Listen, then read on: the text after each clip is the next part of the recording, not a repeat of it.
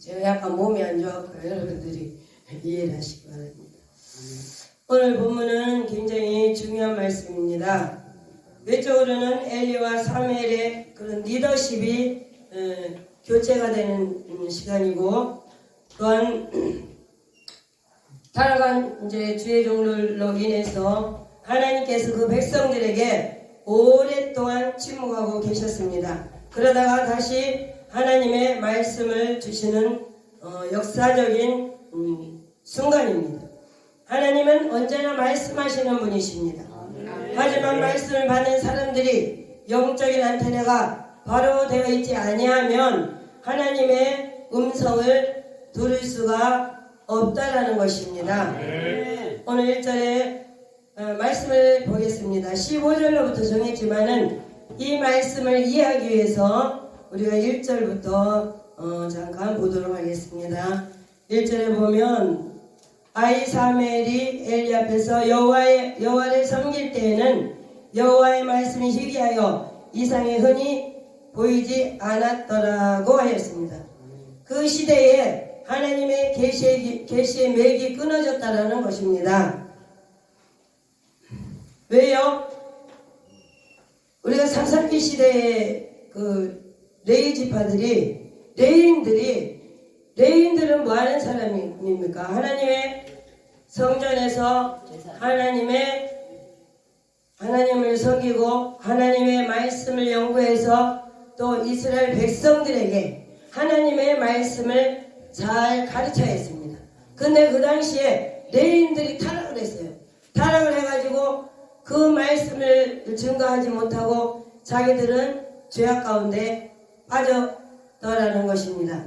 그래서 그때부터 이제 말씀이 끊겨진 말씀이 몇 년 동안 지나갔냐면 350년 동안 하나님의 말씀이 없었습니다.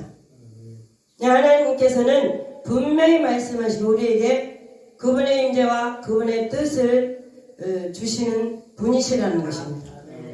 그러니까 하나님께서는 그 350년 동안 침묵하고 계셨습니다. 엘리와 그의 아들들의 타락은 하나님의 말씀이 희귀할 수밖에 없었던 이유를 잘 설명해 주고 있습니다. 1절의 말씀에 그죠? 여호와의 말씀이 희귀하여 이상이 흔히 보이지 아니하였더라고 그랬습니다. 하나님의 말씀이 보이지 않는다라는 것입니다. 왜요? 영적으로 타락했기 때문에. 영적으로 하나님과의 그 안테나가 연결되어 있지 않기 때문에 말씀이 안 들리는 거예요. 참 이게 얼마나 이 놀라운 사실인지 몰라요. 우리는 하나님의 말씀을 먹고 살아야 되는 인간 아닙니까? 그저 우리는 하나님께서 우리를 영으로 우리를 만드셨기 때문에 하나님의 음성을 들어야만 우리가 살 수가 있습니다. 자녀들이 엄마의 음성을 듣지 못하면 그것처럼 가까운 게 어디 있습니까? 그죠? 근데 하나님의 우리 영적인 자녀들이 하나님의 말씀을 듣지 못한다는 것은 이거는 얼마나 진짜 놀라운 사실이고 우리가 회개해야 될 일인지 모르겠습니다. 그래서 하나님의 말씀을 대언하는 자들이 하나님의 말씀을 신뢰하지 않고 순종하지 않고 하나님의 주신 은혜의 자리에 욕망을 채우려는 도구로 이용했기 때문에 하나님의 말씀이 타락한 그들을 통해서 세상에 알려질 수가 없었던 것입니다. 2절에 보면 엘리의 눈이 점점 어두워가서 잘 보지 못하는 그때에 그랬습니다. 엘리의 눈이 점점 어두워가서 잘 보지 못한다고 했습니다. 이거는 육신적으로는 이제 우리가 그럴 수도 있습니다. 영적으로 해석하면 영적으로 그만치 자기가 어두워졌다라는 것입니다. 사무엘상의 저자는 그때에 비전이 없었다고 하는 말 뒤에 엘리의 노안을 연결시켜 주셨습니다. 그게 무슨 말입니까? 그 당시 노안으로 안 좋아진 이 시력이 영적으로 보면 얼마나 어두웠 때가 있는 것을 반영해주고 있는 표현이라는 것입니다. 그 빛을 제대로 보기 어려웠던 것처럼 그 시대도 하나님의 진리의 빛을 보기가 어려웠다는 것입니다. 얼마나 영적으로 타락해서 아무리 하나님의 말씀을 전해도 이 하나님의 말씀이 들리지 않습니다. 이 시간에도 마찬가지입니다. 내가 영적으로 타락해가 있으면 하나님의 말씀이 안 들립니다. 우리는 하나님의 말씀을 듣고 먹고 살아야 돼요. 하나님의 자녀이기에 하나님의 말씀을 듣지 아니하고 하나님의 말씀을 따르지 아니하면 우리는 하나님의 자녀가 아니라는 것입니다. 그래서 우리는 날마다 하나님의 말씀을 듣고 묵상하고 하나님의 말씀을 먹고 하나님의 말씀을 순종할 때에 하나님의 자녀가 되는 것이고 또한 하나님의 주의 종으로서의 빛을 발할 수 있다는 것입니다. 그때에 근데 성경 우리에게 한 사람을 주목하게 합니다. 바로 이때 아이 사무엘입니다. 엘리 앞에서 여호와를 섬기는 사람들은 그들이 아들이었어야 되지만 사무엘이 그 앞에 있습니다. 사무엘은 평범한 아이에서 여호와를 섬기는 하나님의 종으로 구별되고 있는 것입니다. 1절에 보면 제사장이라는 수식어가 사라졌습니다. 1절에 제사장이 없어요. 그래서 엘리 시대가 가고 이제 사무엘의 시대가 열리는 것을 보여주는 부분입니다. 엘리가 너무나 타락했기 때문에 또한 엘리는 하나님의 제사장이잖아요. 근데 이 하나님의 제사장의 또 자녀까지 타락했어요. 아까 2절에 보니까 그가 자기 처소에 누웠고 그랬습니다. 저는 사실 오늘 이 말씀을 전하면서 이 말씀이 첫 번째는 저에게 주시는 말씀입니다. 제가 이거 이래가지고 내가 하나님 말씀을 전할 자격이나 있겠나 싶더라고요. 너무나도 저가 부족한 부분들이 오늘 말씀에 있기에 아이고 주여 저는 이게 참으로 하나님 말씀을 전하기조차도 부족한 사람입니다 라고 속으로 제가 말을 했습니다. 하나님의 종들은 하나님의 성전에서 사실은 성전을 지켜야 되는 사람이에요. 근데 엘리는 어떻게 했어요? 이전에 보니까 누워 잡다라고 했습니다. 누워 자지 아니하고 하나님의 말씀을 귀 기울여 들었어야 되는데 거기서 누워 잡다라고 그래요. 저와 여러분들은 사명을 어떻게 감당하고 계십니까? 정말 하나님의 성전을 지키면서 하나님의 음성을 들어가면서 사명을 감당하고 계신지요? 한번 본인들이 스스로 한번 생각해 보시기 바랍니다. 3절에 보면 같이 한번 읽어볼까요? 3절 읽어보십시오.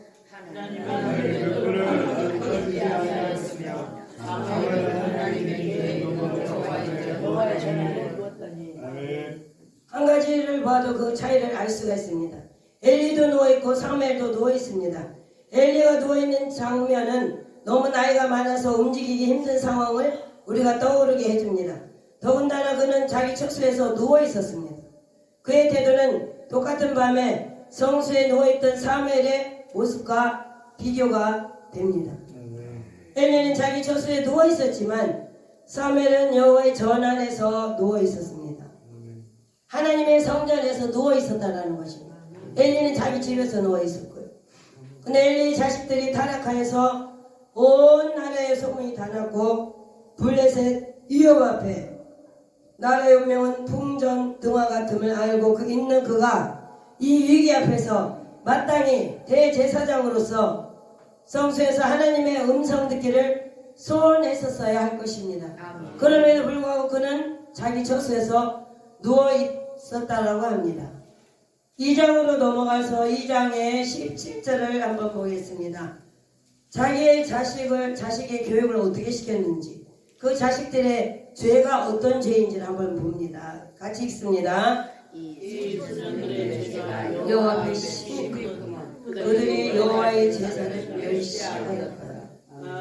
여호와의 제사를 멸시했다라는 것은 하나님의 예배를 오늘날 같으면 멸시했다라는 거예요.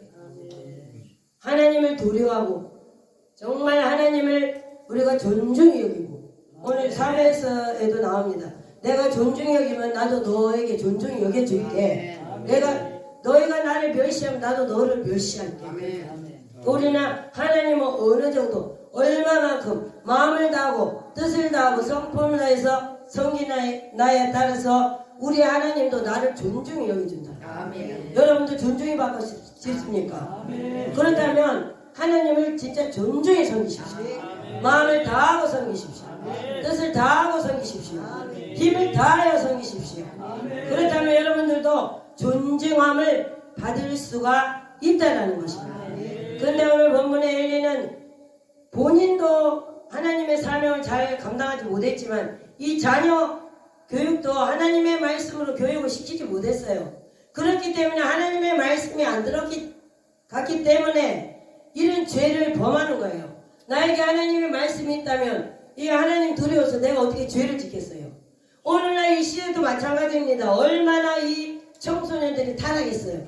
저들에게 하나님의 말씀이 없었기 때문에 타락하고 있다는 것입니다. 말도 못해요. 우리 자녀도 엄마 말도 듣지도 않아요. 요새는. 그래서 아주 어디 매스컴에서 이게 조사를 했는데 요새 어른들은 내가 죽어도 자식들 손에 이제 자식들을 의지하지 않겠다고 그렇게 통계적으로 아예 다 나와가 있습니다. 우리 분명히 주의 종입니다. 주의 종의 이 자녀들도 저희 자녀도 마찬가지입니다. 말을 되게 안 듣고 옛날에 우리 시대는 안 그래도 어쩌면 애들이 이렇게 변할 수가 있을까. 너무나 진짜 엄마로서 시험 들 때가 너무나 많아요. 예. 그런 모든 것들은 진짜 저런 애들을 탓하기 이전에 우리가 우리 자식 교육을 하나님의 말씀으로 양육하지 못했다는 것입니다. 저들에게 하나님의 말씀이 있다면 어떻게 하나님 두려워서 그렇게 부모한테 그렇게 대할 수가 있겠습니까? 그죠? 또 진짜 나이 많은 사람들에게 그렇게 대할 수가 있겠습니까? 저는 지하철 탈 때가 많이 있어요.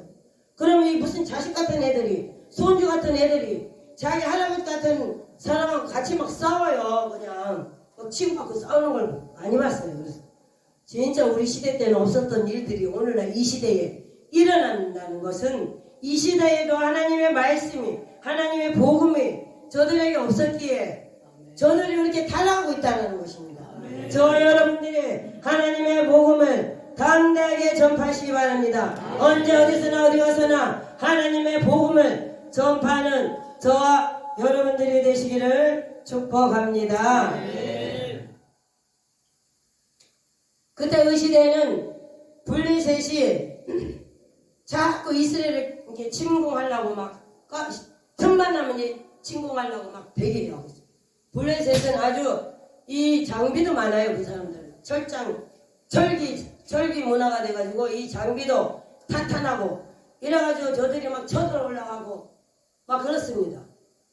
그러면 거기에 대비해서 주의종들이 진짜 하나님의 성전에 엎드렸어야 되는데 엘리는 누워 잤다는 것입니다. 저와 여러분들은 어떻습니까? 오늘날 이 시대 우리나라가 얼마나 힘든 상황 가운데 있습니까? 정말 이 나라가 무너지느냐 세워지느냐 하는 이 시기에 정말 저와 여러분들은 우리도 이게 전쟁에 나가면은 뭐랍니까?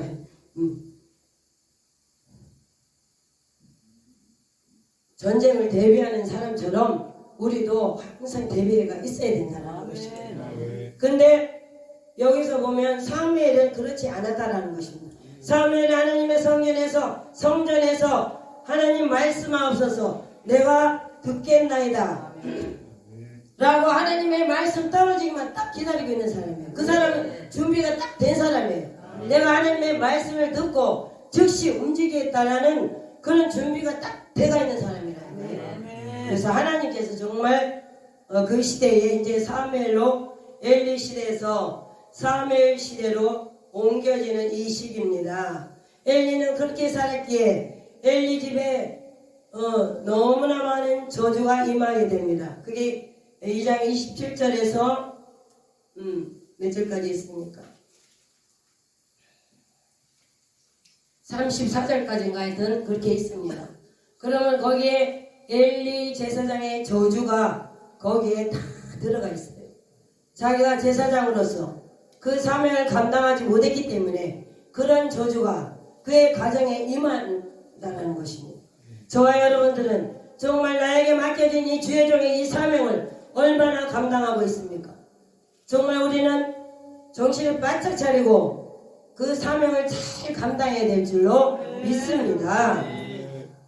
그 여기에서 제가 제일 사명을 잘 감당하지 못한 사람입니다. 말씀을 이렇게 연구하면서 아유 주여 저는 이거 하나님 말씀 전할 자격이 없네요. 저희 몸이 요즘에 좀 안 좋아가지고 제가 기도도 많이 못했고 그래가지고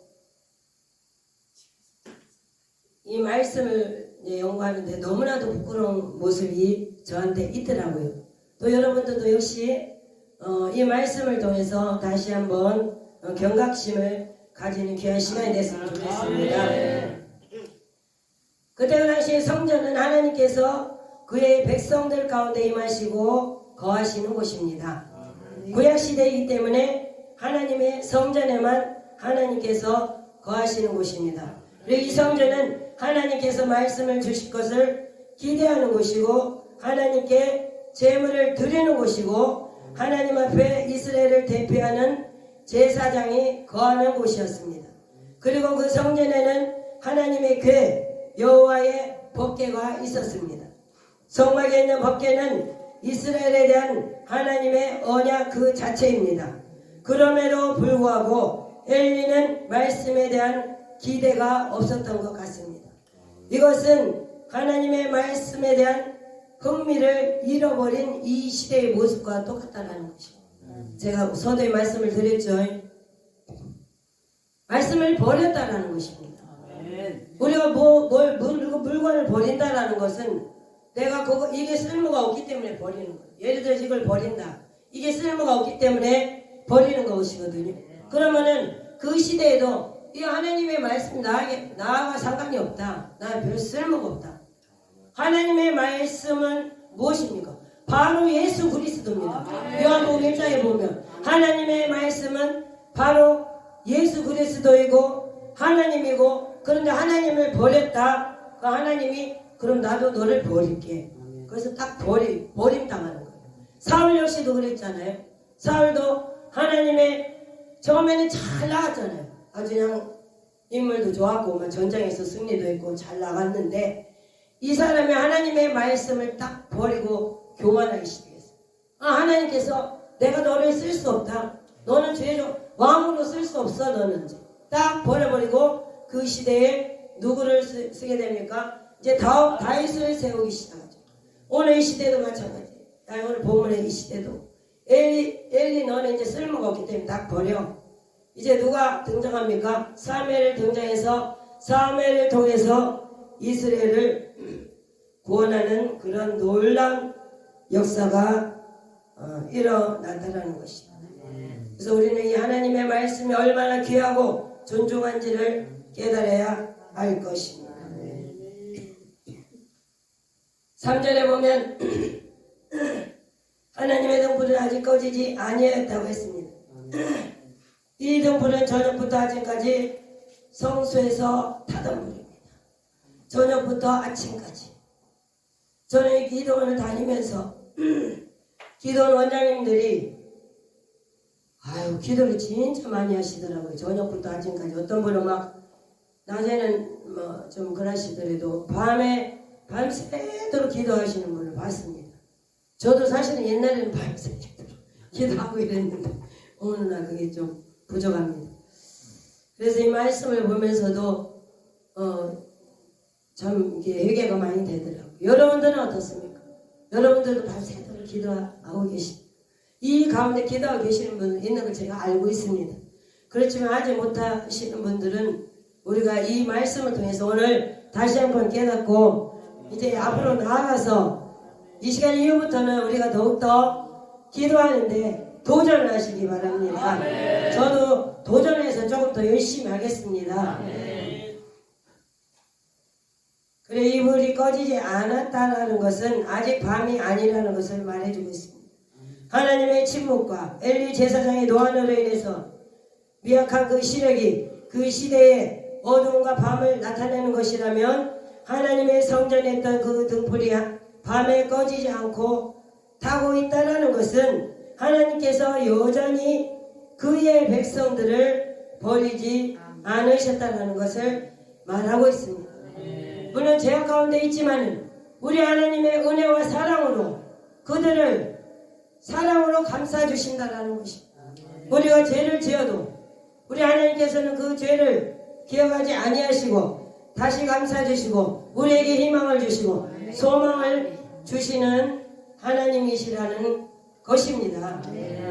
아무리 어두운 밤이고 앞이 안 보이는 세대를 우리가 살아가고 있지만은 하나님의 등불은 꺼지지 않았다는 것을 기억하시기 바랍니다. 사무엘이 그 가운데 누워 있다는 것은 무엇을 말하는 것일까요? 하나님의 희망은 언제나 사람이라는 것입니다. 각 시대마다 하나님은 사람을 찾으신다는 것입니다. 사람을 찾으시는데 누구를 찾으신다고요? 예배하는 자를 찾고 계십니다. 예배하는 자. 저와 여러분들이 얼마나 예배에 정성을 다하고 계십니까? 예배자를 찾고 계십니다. 예배 잘 드리는 사람 하나님이 쓰시고 계신다는 거예요. 옛날에는 저도 예배 시간 전에 항상 1시간 전에 집사 때, 오히려 집사 때 믿음이 더 좋았던 1시간 전에 나와서 하나님 앞에 기도합니다. 예배 전에. 그때가 누가 시키지도 않았는데 어떻게 그렇게 했나가 모르겠어요. 1시간 전에 와서 기도하고 또 기도하는데 누구를 위해서 기도하냐? 목사님을 위해서 우리 기도를 많이 했어요. 목사님도 몰라요. 제가 기도하고 몰라요. 영어를 아는지는 모르겠지만 주의 종이 하나님의 말씀을 전하는데 그 말씀을 잘 증거하도록 주의 종을 위해서 그렇게 한 20년 동안 기도했나요? 계속 주의 종을 위해서 그렇게 기도를 했어요. 저는. 그때 그 당시 제가 물질은 없어서 물질은 섬기지 못하지만 하나님의 성전의 청소는 제가 다 담당했고요. 또 주의 종을 위해서 그렇게 기도를 했고요. 교회를 위해서 기도를 했고요. 또 영원 사랑하는 마음이 너무나 뜨거워가지고 전도하는데 전력을 다했어요. 사역하는 데로 가는 데마다 이건 제 자랑이 아닙니다만 영혼들을 많이 제가 좀 이끌었습니다. 네, 그래서 영혼을 사랑하는 마음이 굉장히 뜨겁고요. 하나님의 성전을 사랑하는 마음이 굉장히 뜨거웠습니다. 제가 부족한 것들이 많아도 하나님께서는 하나님의 이 성전을 사랑하는 마음이 있어서 아마도 쓰시는 것 같습니다. 사절에 보면 사절에 한번 같이 읽어봐요. 여호와께서 사무엘을 부르시는지라 그가 대답하되 내가 여기 있나이다 하고.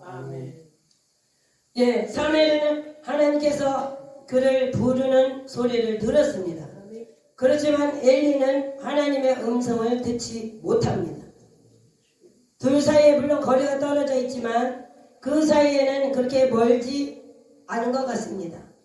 사무엘은 하나님의 소리를 듣자마자 바로 일어나서 그 말씀에 반응을 보입니다. 어떻게 반응을 보입니까? 6절. 주여 내가 여기 있나이다. 나를 부르셨기로 내가 여기 있나이다. 하니 그가 대답하되 내가 부르지 않았습니다. 부르지도 아니었을 때 부르지도 않았는데 막 일어났어요. 근데 이제 여기서 8절에 보면 세 번째 하나님께서 또 불러요. 그가 일어나 엘리에게로 가서 이르되 당신이 나를 부르셨기로 내가 여기 있나이다 하니 엘리가 여호와께서 이 아이를 부르신 줄 깨닫고 9절에 엘리가 이제 사무엘에게 가르쳐줘요. 가서 누워있다가 하나님 부르시면 주여 어떻게 해요? 주의 종이 듣겠나이다 하니 이에 사무엘이 가서 자기 처속에 놓은지라. 여기에 보면 주여 내가 여기 있나이다 이 말이 한 서너 군데가 나와요. 이 3장의 안에서. 그걸 보면은 사무엘은 하나님 부르셨을 때 즉각 순종했다는 것입니다. 그냥 딱 대기하고 있다가 바로 주여 제가 여기 있나이다 시켜만 주십시오. 제가 순종하겠습니다. 아주 이 엘리와 사무엘의 그 대조가 되잖아요. 엘리 자식들과 사무엘과 이렇게 딱 대조가 되잖아요. 엘리 자식들은 어떻게 했어요?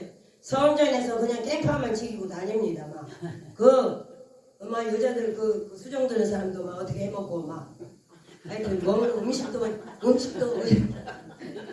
딴 사람이 먹어야 되는데 자기가 먼저 먹어야지. 아이고 그런데 이 삶에는 어떻게 해요? 바로 죽었습니다. 딱 대기하고 있다. 주여 제가 여기 있네. 하나님 말씀 없어. 저 여러분들도 바로 그런 순종하는 주님의 종들이 되시기 바랍니다. 아멘. 사무엘 하나님의 소리를 듣자마자 바로 일어나서 그 말씀에 반응을 보였습니다. 곧바로 일어나서 엘리에게로 뛰어갑니다. 즉각적으로 순종합니다. 의심이나 당황하는 모습이 전혀 없습니다. 하나님이 두 번째로 사무엘을 부르셨을 때에도 사무엘은 똑같이 말했습니다. 하나님은 순종할 준비가 되어 있는 사람을 쓰신다는 것입니다. 여러분들 순종할 준비가 되어 있습니까? 그럼 하나님이 쓰실 것입니다. 이것도 아니고 저것도 아닌 사람 하나님 절대 안 씁니다. 순종할 준비가 이 대사가 딱 되어 있어야 돼요.